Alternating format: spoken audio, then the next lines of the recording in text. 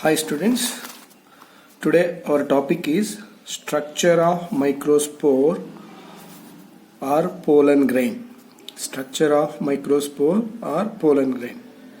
Actually, the pollen grains are developed by the microsporogenesis process. These are developed by the microsporogenesis process. So this is called as a pollen grain. The pollen grain is also called it as a male gametophyte. It is a male gametophyte. It is not a male gamete. It is a male gametophyte. So the male gametophyte has a male gamete. Male gametophyte. This suppose it is a male gametophyte. It has a male gamete. So that is the difference between the gamete and gametophyte. Gametophyte means male gametophyte means pollen grain. The inside the male gametophyte, male gametes are present. That is the difference between the male gametophyte and male gamete. And coming to the pollen grain, the pollen grains are generally spherical like this spherical and measuring about 25 to 50 micrometers in diameter. The diameter of this pollen grain is 25 to 50 micrometers in diameter. The pollen grains are surrounded by two distinct wall layers. There are two wall layers surrounded. This is one layer. This is a one layer. There are two layers. They are call it as a exine and intine. Exine is a outer layer. Intine is a inner layer.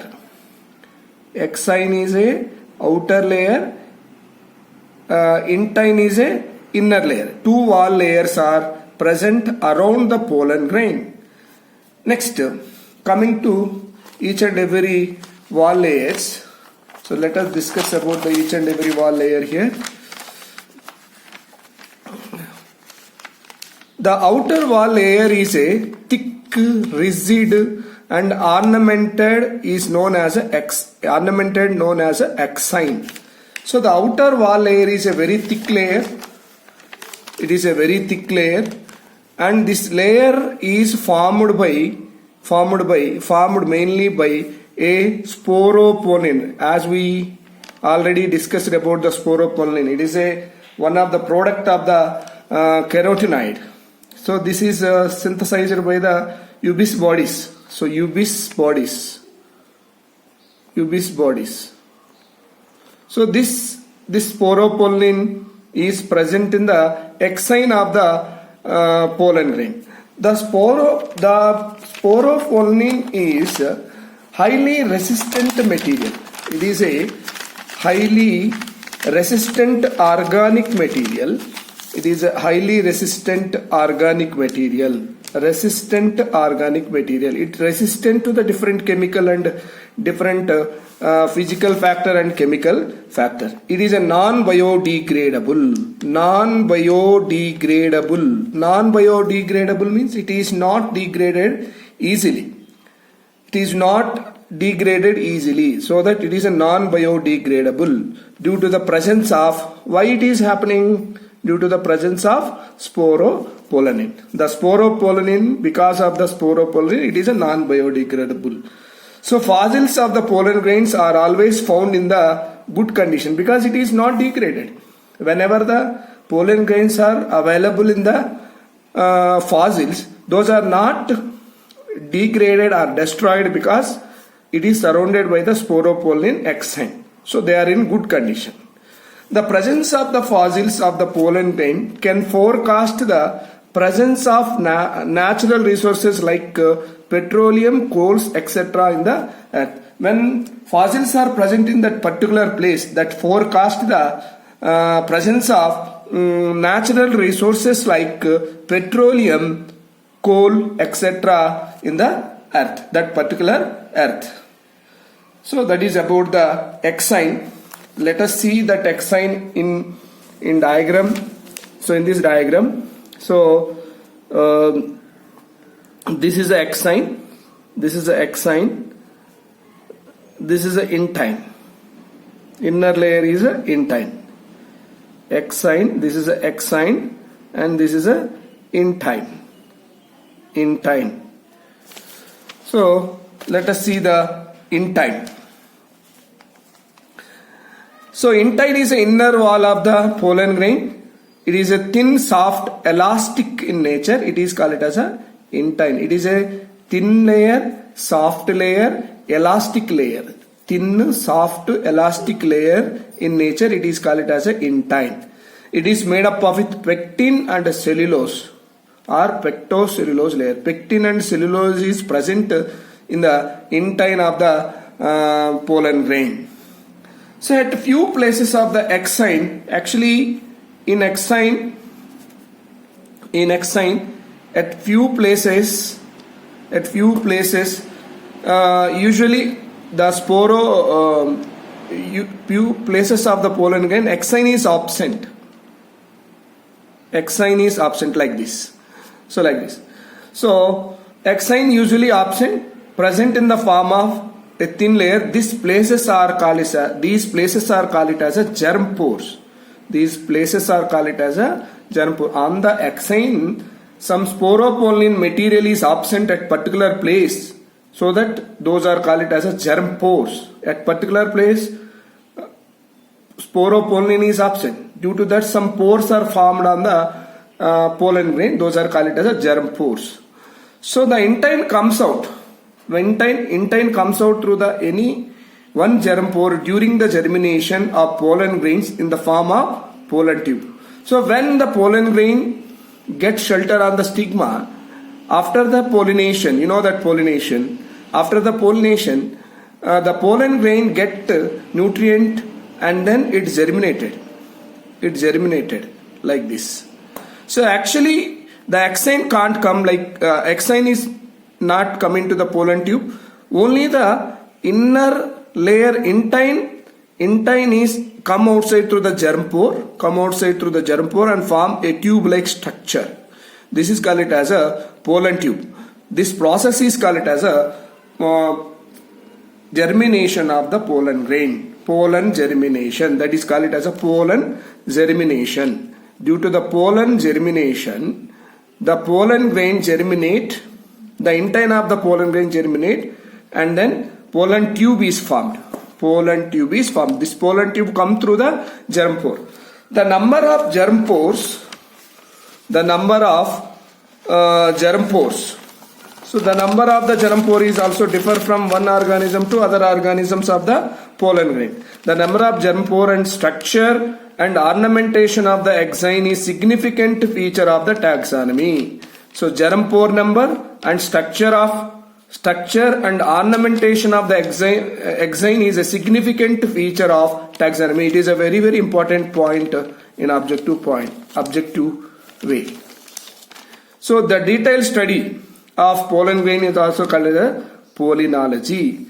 A detailed study of pollen grain is called as a pollinology. What is meant by pollinology? Study of pollen grain is called as a pollinology. So next, the three germ pores are, if three germ pores are present on the pollen grain,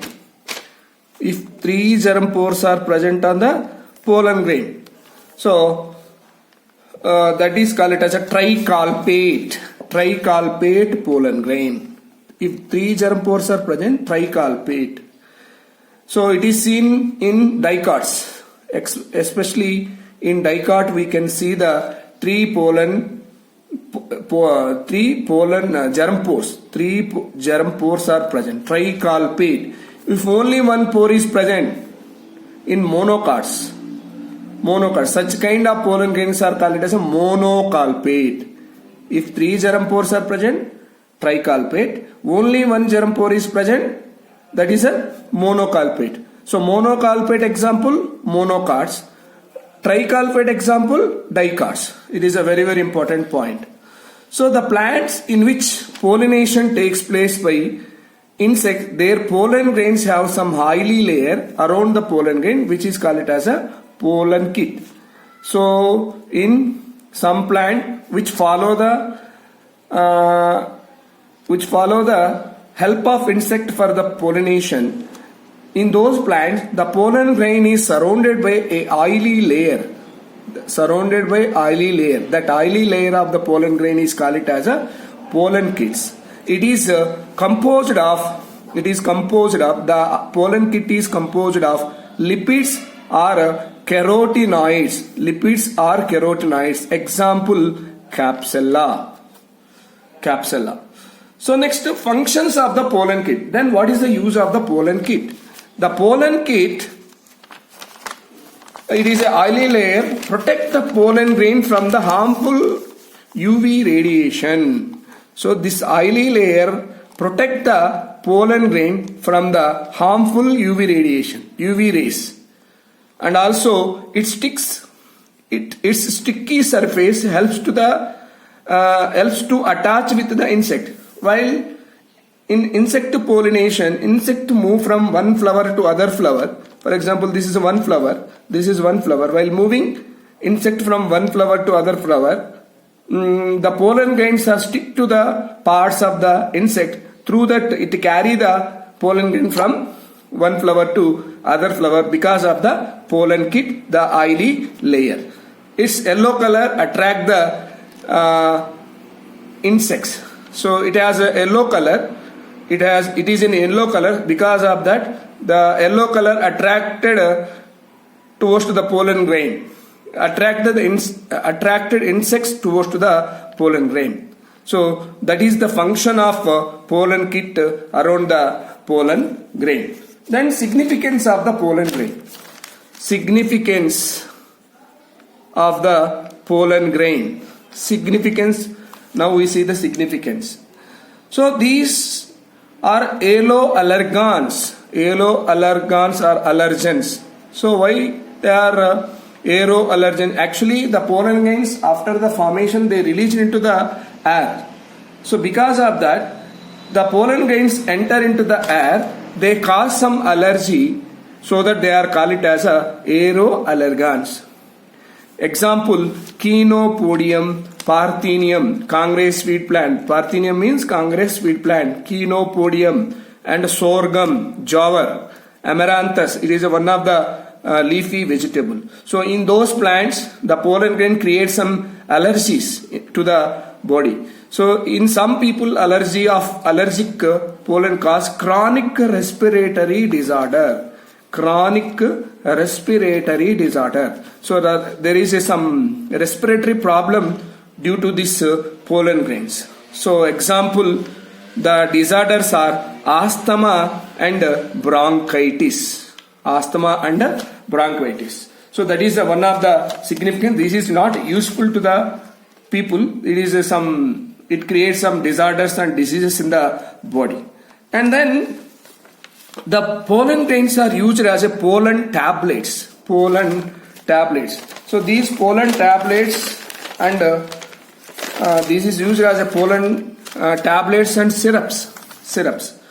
Why they are using as a syrup and tablet? The pollen grains of the many plants are rich in nutrients. They are having some rich nutrients. Some rich nutrients are present in the pollen grain. So those pollen grains can be developed as a tablets and syrups. Those are available in the market. When we take that, the nutrient whatever it is present in the pollen grain, we get for our proper mechanism in the body, proper development of the body. So what is the main important of these pollen tablets and syrups? Whatever they contain the nutrients. So the pollen consumption has been claimed to increase the performance of athletes and race horses. So whenever we give these tablets to the athletes and the horses, the increase the performance. They show proper performance in their games and activities. So that is the one of the important character of the pollen grain, which is available in the form of pollen tablets and syrups. So coming to the viability of the pollen grain. So the viability means they take some time for the germination. So in some cereals such as rice and wheat, pollen grain lose viability within the 30 minutes.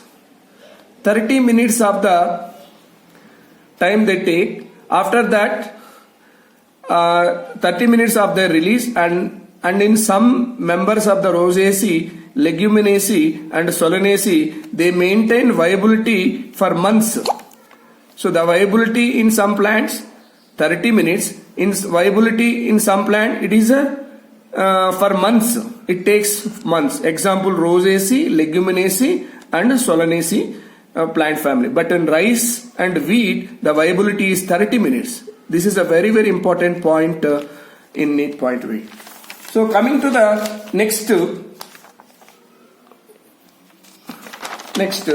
pollen banks. Pollen banks. So it is possible to store pollen grains of large number of species for years in liquid nitrogen. Already you studied the liquid nitrogen. It is used for the cryopreservation. Cryopreservation. Any of the biological materials can be preserved in the liquid nitrogen minus 196 degrees centigrade for the future purpose. Such a way, the pollen grains are stored in the liquid nitrogen as a cryopreservation for the future purpose. So such stored pollen grains can be used as a pollen bank